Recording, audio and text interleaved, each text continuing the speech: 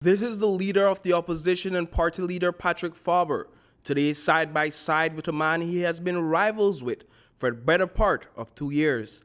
But back in December of 2020, after his party's historic defeat at the polls, he gave the impression that Saldivar and other UDP members who were unsuccessful at the polls would no longer have a role to play in the party. We tried to listen to what message the people sent on election day. They said, listen, we want a party that is vibrant, we want a party that is energized, we want to see some fresh new faces, we want greater ideas from you. But today, all that changed. Faber says that since then, he has learned new lessons. All I'm saying is, let us include everybody in assessing, and you may say, Juice, it is a departure from what I was saying before, but that is the truth. The more you live, the more you learn, and the longer you're in this leadership position, the more you have to learn, and I have no difficulty saying that. After a resounding loss at the polls in November of 2020, former Belmopan era rep John Saldivar turned his time and attention to farming.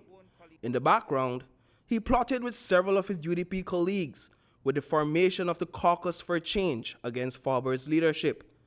Today, Saldivar was singing a new song. Truth be told, I examined the field.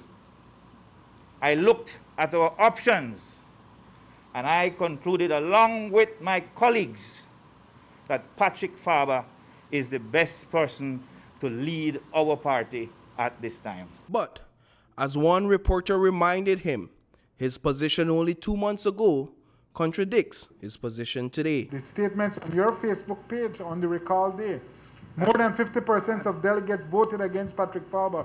This is your post. You have no lead. Step down, sir.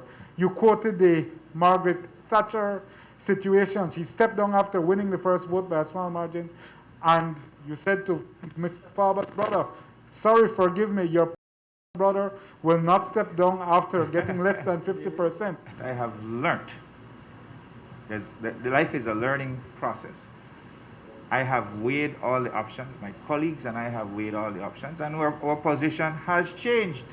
My position has changed. Their position has changed. I believe in earnest that Honorable Faber is the best option for us. Also seated at today's press conference were UDP's Tony Herrera and Philip Willoughby. As you will recall, they are the two UDP members that submitted the petition to recall Faber back in July. It appears that they too have learned and had a change of heart over the last 2 months. Chief among those colleagues were those that were a part of the Caucus for Change, headed by John Saldivar and Mr. Tony Herrera. And I did engage with those colleagues. But one of those colleagues who I did not engage with was Philip Willoughby. I don't know, for some reason I may have been leaving Philip for last. And Philip approached me via a mutual friend to say, party leader, we really need to bury the hatchet.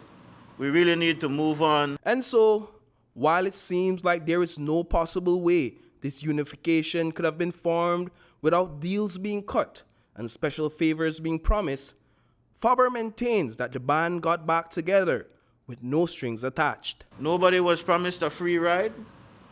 Nobody was offered any fat cushy position. No exchange of money. I've heard that one too. This party doesn't have those kinds of monies, and certainly this leader does not. Reporting for News 5, I am Paul Lopez.